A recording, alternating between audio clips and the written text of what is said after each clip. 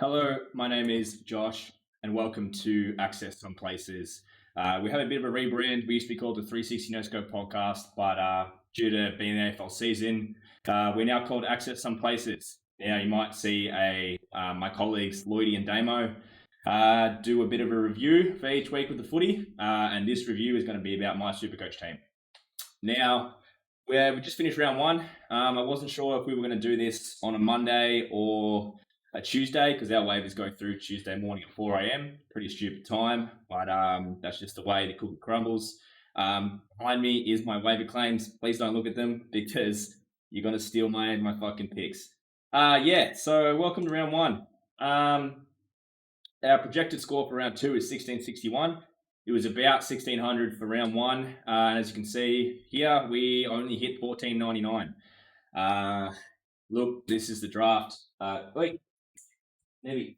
As today's show, we're going to cover last week, how the boys went, and what our matchup was, and we'll have a quick look at Classic in the second half of the episode. So if you're a Classic fan, skip ahead to about halfway, maybe more than 3/4 of the way through.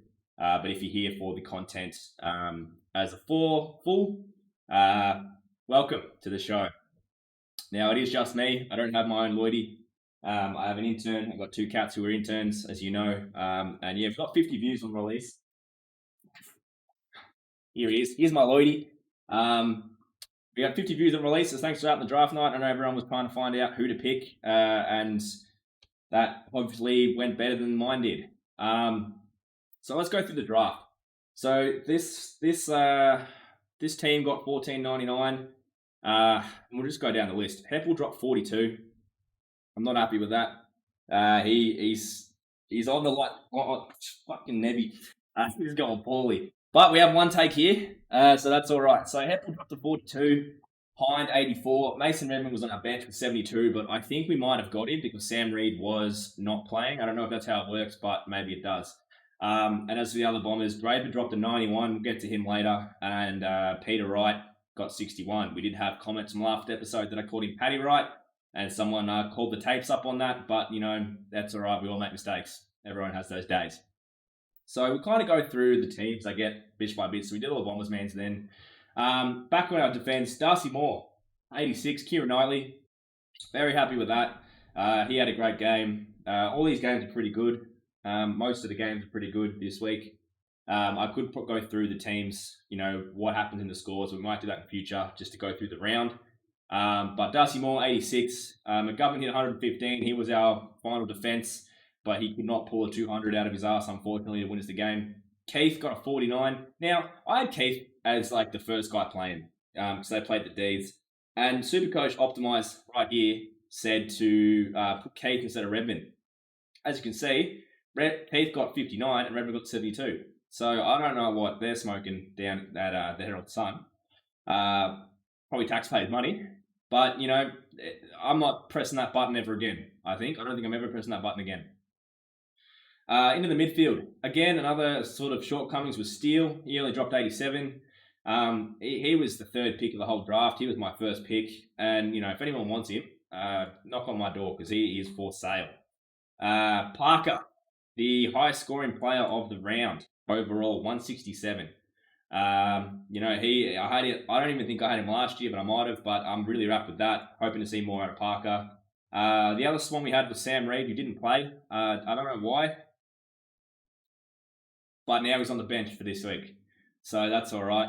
Scholl, we've moved him onto the field. He was the emergency, but he dropped 108. So we missed him. We got hiccups. And Mundy put 101. So I'm happy with Mundy. And then we look into the Perbrus. As you can see, the grumpy head in Selwood got an 83. The aloof head Guthrie got a 92, and the silly head Smith got a 57. So I'm a bit disappointed in that 57 as well. I think that was actually our lowest score. No, it was Heppel with 42. Second lowest score for the round. Now, Draper got a 91. We had a lot of question marks around me picking Draper.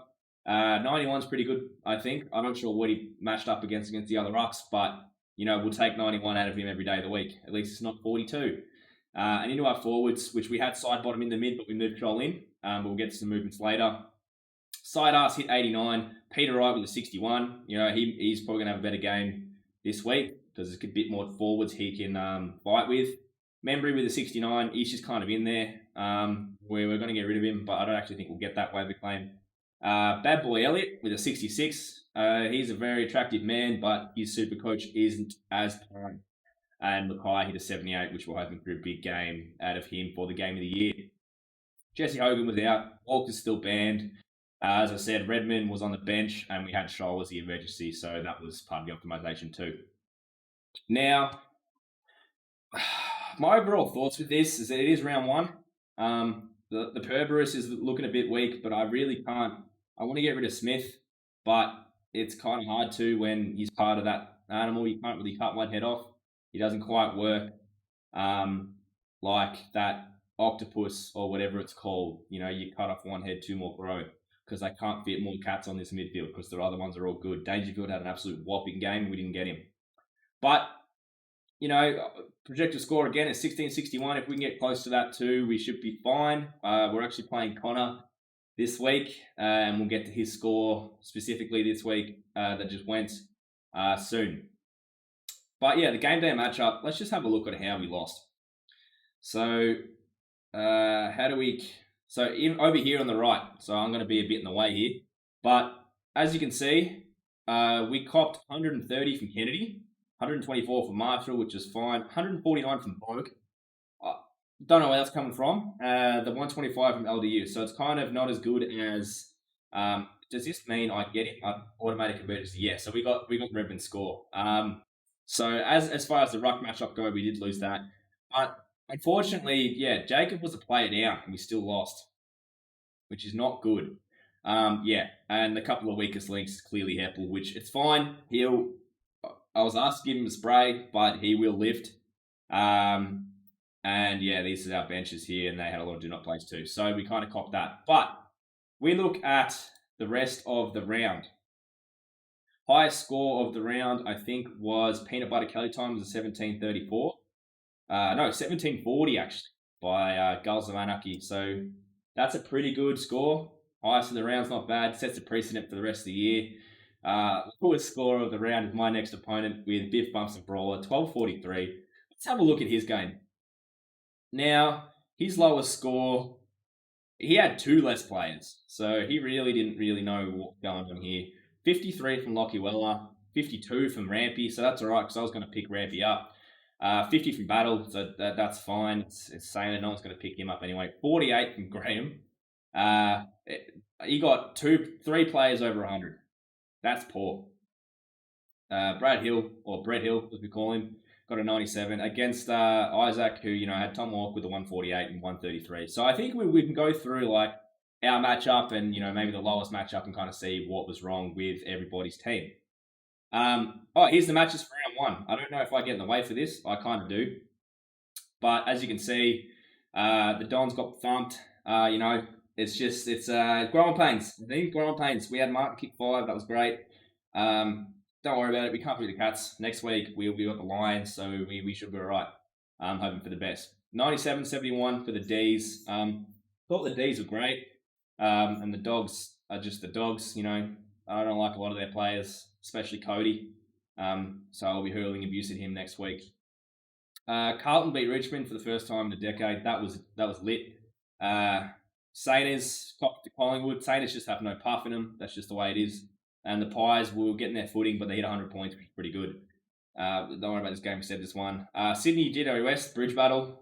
Look, this is classic Sydney. Buddy kick 1, so we're getting close to that 1,000. That'll be a big day. Brisbane Port. I didn't watch that one, but 80 points in Brisbane. So we scored 72 against the Cats. So I reckon we should be all right. Actually, Hawks North, 78-58 there. Hawks just did all right. I think Ward shit the bed.